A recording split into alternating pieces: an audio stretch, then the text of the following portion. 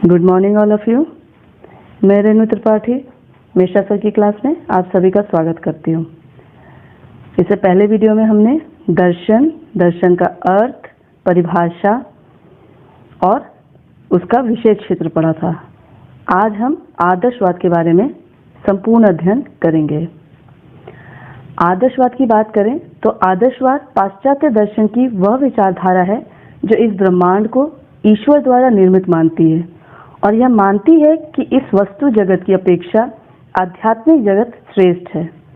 यह ईश्वर को अंतिम सत्य और आत्मा को ईश्वर का अंश मानती है और यह प्रतिपादन करती है कि मनुष्य जीवन का अंतिम उद्देश्य आत्मानुभूति है, जो आध्यात्मिक जीवन जीने अर्थात शाश्वत मूल्यों और नैतिक मूल्यों के पालन द्वारा प्राप्त किया जा सकता है।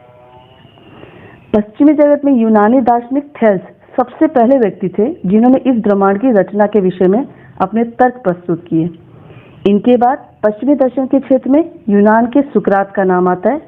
सुकरात भी आध्यात्मिक विचारधारा के व्यक्ति थे, परंतु वे अपने इन विचारों को फुटकर रूप में प्रकट करते थे और यहीं तक सीमित थे।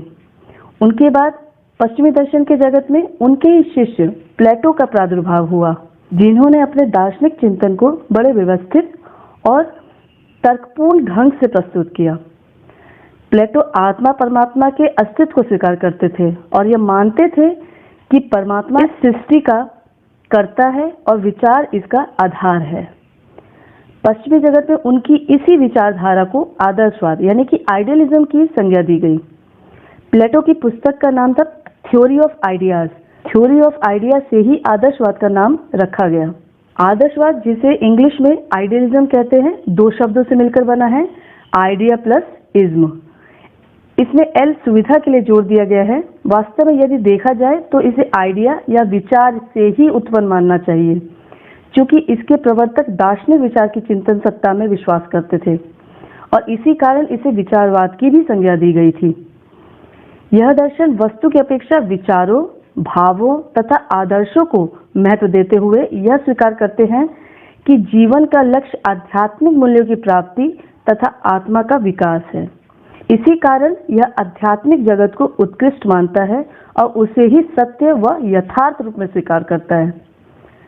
आधुनिक रूप में इस विचारधारा को आगे बढ़ने या बढ़ाने और शिक्षा के क्षेत्र में इसका प्रयोग करने वाले पाश्चात्य दार्शनिकों में जर्मनी के पेस्टोलॉजी, हर्बर्ट और फ्रॉबेल, इंग्लैंड के नन, इटली के जेंटिले और अमेरिका के हॉर्न महोदय के नाम विशेष उल्लेखनीय हैं। अब हम आदर्शवाद के विषय वस्तु के बारे में पढ़ेंगे और किसी भी दार्शनिक विचारधारा के स्वरूप को समझने के लिए हमें उसकी तत्वमीमांसा, ज्ञान मीमांसा और मूल्य एवं आचार मीमांसा को समझना आवश्यक होता है। अतः हम सबसे पहले आदर्शवाद की तत्वमीमांसा, ज्ञान मीमांसा और मूल्य एवं आचार मीमांसा को समझेंगे। किसी भी दर्शन की तत्वमीमांसा से शिक्षा के उद्देश्य, ज्ञान मीमांसा से पाठ्यचर्या एवं शिक्षण विधियां और मूल्य एवं आचार मीमांसा से शिक्षा, शिक्षार्थी के कर्तव्य, अनुशासन और नैतिक एवं चारित्रिक मूल्यों का निर्धारण होता है। सबसे पहले हम आदर्शवाद की तत्वमीमांसा को समझेंगे। तत्वमीमांसा यानी कि मेटाफिजिक्स। तत्वमीमांसा में प्लेटो ने इसे दो भागों में विभाजित किया, वस्तु जगत और विचार जगत। प्लेटो ने विचार जगत को सबसे ज्यादा महत्व दिया है। विचारों को वे अनादि, अनंत और अपरिवर्तनशील मानते थे। उनकी दृष्टि में एक दैवीय और नैतिक व्यवस्था होती है जिसकी सहायता से ईश्वर इस जगत का निर्माण करता है। प्लेटो ने आत्मा को ईश्वर का अंश माना है, जो इस संसार में आने से पहले विचार के संसार में रहती है और यहाँ आने के बाद वह विचारों के संसार में ही जाने को इच्छुक रहती है। सभी आदर्शवाद यह मानते हैं कि वस्तु जगत की अपेक्षा आध्यात्मिक जगत ही श्रेष्ठ है और ईश्वर ही अंतिम सत्य यानी कि अल्टीमेट रियलिटी है। प्लेटो ने विचारों पर सबसे ज्यादा बल दिया और इन्हीं विचारों की नैतिक व्यवस्था में विश्वास करने के कारण उनकी विचारधारा को नैतिक आदर्शवाद यानी कि मॉरलिस्टिक आइडियलिज्म कहा जाता है। लाइबेनिज ऐसे दार्शनिक थे जिन्होंने इस जगत के प्रत्येक पदार्थ में एक स्वतंत्र आध्यात्मिक तत्व यानी कि चित्त बिंदुओं मोनैड्स की सत्ता स्वीकार करते थे। उनकी दृष्टि में यह वस्तु जगत अनेक चित्त बिंदुओं का योग है। अनेक चिद बिंदुओं की सत्ता स्वीकार करने के कारण उनकी विचारधारा को बहुत तत्ववादी आदर्शवाद यानी कि प्लुरलिस्टिक आइडियलिज्म कहा जाता है। बर्कले ने आत्मनिष्ठ आदर्शवाद यानी कि सब्जेक्टिव आइडियलिज्म दिया। उनका मत है कि वस्तु की प्रतीत में आत्मा यानी कि मन के कारण ही होती है, वस्तु का अपने में कोई अस्तित्व नहीं होता है। कांट ने आत्मा यानी कि मन के स्थान पर तर्कना बुद्धि यानी कि इंटेलेक्ट को वस्तु के ज्ञान का आधार माना है, इसलिए उनकी विचारधारा को बुद्धिवाद के नाम से विख्यात है। इन सबके विपरीत हीगल द्वैतवादी थे। उन्होंने आत्मा और वस्तु यानी कि इंटेलेक्ट और मैटर दोनों की स्वतंत्र सत्ता को स्वीकार किया है। हीगल के अनुसार आत्मा का चरम रूप परमात्मा है और वही वस्तु जगत का निर्माण करने वाला है, इसलिए उनकी विचारधारा को निरपेक्ष आदर्शवाद यानी एब्सोल्यूट आइडियलिज्म की संज्ञा दी जाती है। नेक्स्ट है आपका ज्ञान मीमांसा यानी कि एपिस्टेमोलॉजी।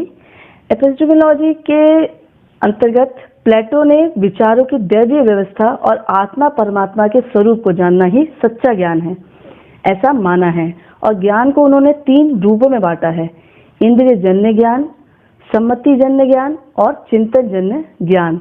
सबसे पहले हम इंद्रिय जन्य ज्ञान की बात करें तो इंद्रिय जन्य ज्ञान को वे असत्य मानते थे, क्योंकि इंद्रिय जन्य ज्ञान के द्वारा हम जिन वस्तुओं और क्रियाओं का ज्ञान प्राप्त करते हैं वे सब परिवर्तनशील और असत्य है। सम्मति जन्य ज्ञान की बात करें तो वे आंशिक रूप से सत्य माने जाते हैं, क्योंकि वह भी अनुमान जन्य होता है और अनुमान सत्य भी हो सकता है और असत्य भी। उनके अनुसार चिंतन जन्य ज्ञान ही सत्य होता है, क्योंकि वह हमें विचारों के रूप में प्राप्त होता है और विचार अपने में अपरिवर्तनशील और सत्य होते हैं। इस सत्य ज्ञान की प्राप्ति के लिए प्लेटो ने नैतिक जीवन पर बल दिया और नैतिक जीवन की प्राप्ति के लिए विवेक पर। इस प्रकार उनकी दृष्टि से ज्ञान का आधार विवेक होता है। नेक्स्ट है आपका मूल्य एवं आचार मीमांसा यानी एक्सियोलॉजी एंड एथिक्स।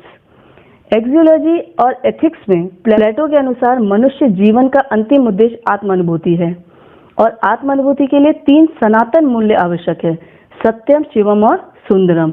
और इन मूल्यों की प्राप्ति के लिए नैतिक जीवन पर बल देते हैं। नैतिक जीवन के लिए उन्होंने 4 सद्गुणों की आवश्यक माना है: संयम, धैर्य, ज्ञान और न्याय। उनका विश्वास है कि ये सद्गुण आत्मा के गुण हैं और जो मनुष्य इन्हें जितना अधिक प्राप्त कर लेता है वह उतना ही अधिक सत्यम, शिवम और सुंदरम की ओर बढ़ जाता है।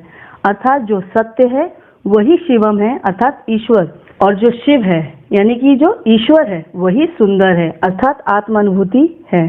यही आत्मानुभूति अंत में मनुष्य जीवन को सफल बनाता है। नेक्स्ट टॉपिक आपका आदर्शवाद के मूल सिद्धांत यानी कि फंडामेंटल प्रिंसिपल ऑफ आइडियलिज्म की बात करते हैं। तो आदर्शवाद की तत्व मीमांसा, ज्ञान मीमांसा और आचार मीमांसा को यदि हम सिद्धांतों के रूप में क्रमबद्ध करना चाहें तो निम्नलिखित रूप में कर सकते हैं। आदर्शवादियों का विश्वास है कि वह ब्रह्मांड ईश्वर द्वारा निर्मित है और भौतिक जगत की अपेक्षा आध्यात्मिक जगत को श्रेष्ठ माना है। आत्मा एक आध्यात्मिक तत्व है और परमात्मा सर्वश्रेष्ठ आत्मा है। मनुष्य को संसार की सर्वश्रेष्ठ रचना माना है और मनुष्य का विकास उसकी भौतिक एवं आत्मिक शक्तियों पर निर्भर करता है और उसके जीवन का अंतिम उद्देश्य आत्मानुभूति है अर्थात ईश्वर प्राप्ति है, तथा ईश्वर प्राप्ति के लिए आध्यात्मिक मूल्य यानी कि सत्यम, शिवम और सुंदरम की प्राप्ति आवश्यक है। इनके अनुसार मनुष्य के प्रति कर्तव्य का निर्वाह करने में ही सत्यम, शिवम, सुंदरम के दर्शन कर सकता है। राज्य को व्यक्ति से ऊंचा माना है। प्लेटो ने सत्य विचार को ही राज्य स्वीकार किया है। नेक्स्ट टॉपिक आपका आता है आइडियलिज्म एंड एजुकेशन, आदर्शवाद और शिक्षा। आदर्शवाद ने शिक्षा को बहुत प्रभावित किया है। इस बीच संसार में अनेक परिवर्तन हुए हैं, अनेक विचारधाराओं ने जन्म लिया और उन्होंने शिक्षा पर अपना अपना प्रभाव भी डाला, लेकिन आज भी शिक्षा किसी न किसी रूप में आदर्शवाद से प्रभावित है। आदर्शवादी शिक्षा को ज्ञान और प्रक्रिया दोनों ही रूप में स्वीकार करते हैं। प्लेटो के अनुसार शिक्षा का कार्य मनुष्य के शरीर और आत्मा को वह पूर्णता प्रदान करता है जिसके की वह योग्य है। इंग्लिश में भी इस कोटेशन को लिख सकते हैं आप, education consist in giving to the body and soul all the perfection of which they are susceptible. Herbert के अनुसार शिक्षा वह प्रक्रिया है जिसके द्वारा सद्गुणों की प्राप्ति होती है। इसको इंग्लिश में लिखा जाए तो education is the process of attaining virtues. अब हम बात करते हैं शिक्षा के उद्देश्य की। आदर्शवाद के अनुसार मनुष्य जीवन का अंतिम उद्देश्य आत्मा परमात्मा के चरम स्वरूप को जानना है। इसी को आत्मानुभूति, आदर्श व्यक्तित्व की प्राप्ति, ईश्वर की प्राप्ति, आध्यात्मिक पूर्णता की प्राप्ति अथवा परम आनंद की प्राप्ति कहा जाता है। इसके स्वरूप को जानने के लिए मनुष्य को 4 सोपानों को पार करना होता है। पहला प्राकृतिक स्व, दूसरा सामाजिक स्व और तीसरा मानसिक स्व और लास्ट है आध्यात्मिक स्व। प्राकृतिक स्व के अंतर्गत मनुष्य का शारीरिक विकास आता है। सामाजिक स्व के अंतर्गत सामाजिक, सांस्कृतिक, नैतिक, चारित्रिक एवं नागरिकता का विकास आता है। मानसिक स्व के अंतर्गत मानसिक, बौद्धिक एवं विवेकशील का विकास करना होता है और अंतिम सोपान आध्यात्मिक स्व के अंतर्गत आध्यात्मिक चेतना का विकास आता है। शिक्षा द्वारा सर्वप्रथम मनुष्य के शारीरिक एवं मानसिक विकास पर बल देते हैं। कोई मनुष्य अपना शारीरिक एवं मानसिक विकास तभी कर सकता है जब वह ऐसा आहार ले एवं ऐसे विचार करे जो शारीरिक एवं मानसिक स्वास्थ्य के लिए लाभकारी हो और अन्यथा आहार एवं विचार पर नियंत्रण रखे। आदर्शवादी यह मानते हैं कि मनुष्य की सबसे बड़ी विशेषता उसकी संस्कृति है। रहन सहन एवं खान पान की विधियां, रीति रिवाज, भाषा, साहित्य, कला, संगीत और मूल्य है। यही उसे प्राकृतिक स्व से सामाजिक स्व की ओर अग्रसर करते हैं और सामाजिक स्व से आध्यात्मिक स्व की ओर अग्रसर करते हुए शिक्षा के द्वारा मनुष्य की संस्कृति के संरक्षण और विकास पर बल देते हैं और इससे शिक्षा का एक उद्देश्य निश्चित करते हैं। प्लेटो के अनुसार राज्य को सैनिक, व्यापारिक, शासक और सेवक आदि सभी चाहिए। अतः शिक्षा का एक उद्देश्य विभिन्न क्षेत्रों के लिए विशेषज्ञों का निर्माण करना होता है और इसके लिए उन्होंने बौद्धिक स्तर के व्यक्तियों के लिए उत्पादन एवं उद्योग की शिक्षा और उससे बौद्धिक स्तर के व्यक्तियों के लिए प्रशासनिक शिक्षा का विधान किया था। नेक्स्ट हम पढ़ते हैं शिक्षा की पाठ्यचर्या। शिक्षा की पाठ्यचर्या में प्लेटो के अनुसार मानव जीवन का अंतिम उद्देश्य आत्मानुभूति है अर्थात ईश्वर की प्राप्ति है और इसके लिए सत्यम, शिवम, सुंदरम की प्राप्ति आवश्यक होती है। ये तीनों आध्यात्मिक मूल्य मनुष्य की क्रमशः बौद्धिक, नैतिक और कलात्मक क्रियाओं के द्वारा प्राप्त होते हैं। अतः प्लेटो पाठ्यचर्या में उन्हीं विषयों एवं क्रियाओं के समावेश पर बल देते थे जो मानव को उपयुक्त क्रियाओं में दक्षता प्रदान करे। उन्होंने पाठ्यचर्या में बौद्धिक क्रियाओं के लिए भाषा, साहित्य, इतिहास, भूगोल, गणित तथा शारीरिक विज्ञान का, नैतिक क्रियाओं के लिए धर्म, नीतिशास्त्र तथा अध्यात्म शास्त्र का और कलात्मक क्रियाओं के लिए विभिन्न क्रियाओं का अर्थात कलाओं तथा संगीत का समावेश भी किया था। नेक्स्ट है आपका शिक्षण विधियां। इसमें आदर्शवादी ये मानते हैं कि मनुष्य में सीखने की आंतरिक इच्छा होती है और वो जो कुछ देखते, सुनते अथवा अनुभव करते हैं उसके बारे में स्वयं सोचने लगते हैं। इसके लिए उन सब पर किसी बाहरी उद्दीपन के दबाव की आवश्यकता नहीं होती है। इसे ही वे आत्मक्रिया कहते हैं और इस बात पर बल देते हैं कि बच्चों को आत्मक्रिया द्वारा सीखने की अधिक से अधिक अवसर देने चाहिए। पाश्चात्य आदर्शवादी विचारकों ने अनेक शिक्षण विधियों का विकास किया। सुकरात ने वाद विवाद, व्याख्यान तथा प्रश्नोत्तर विधि द्वारा शिक्षा दिया करते थे।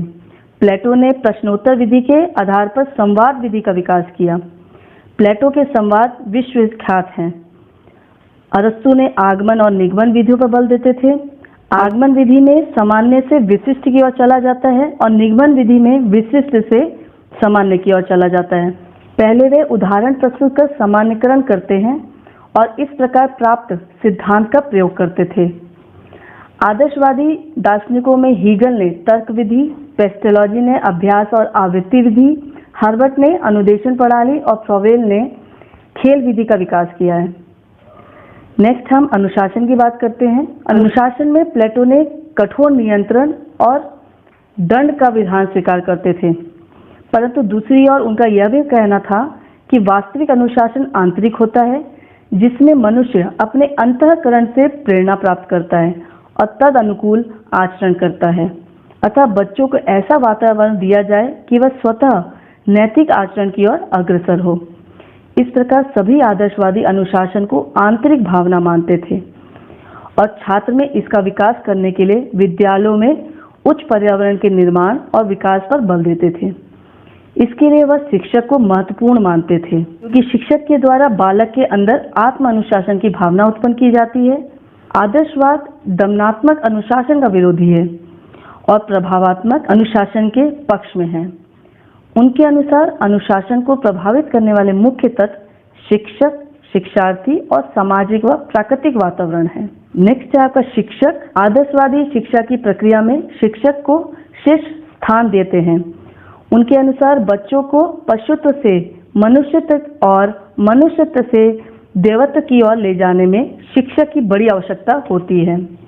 अर्थात बच्चों को भौतिक विषयों का ज्ञान तो कोई भी व्यक्ति करा सकता है, परंतु उनके चरित्र निर्माण और आध्यात्मिक विकास के लिए योग्य सच्चरित व्यक्ति की ही आवश्यकता होती है। प्लेटो के अनुसार ज्ञान के भंडार, दार्शनिक और अंतर्दृष्टि प्राप्त व्यक्ति ही शिक्षक बनने के अधिकारी होते हैं।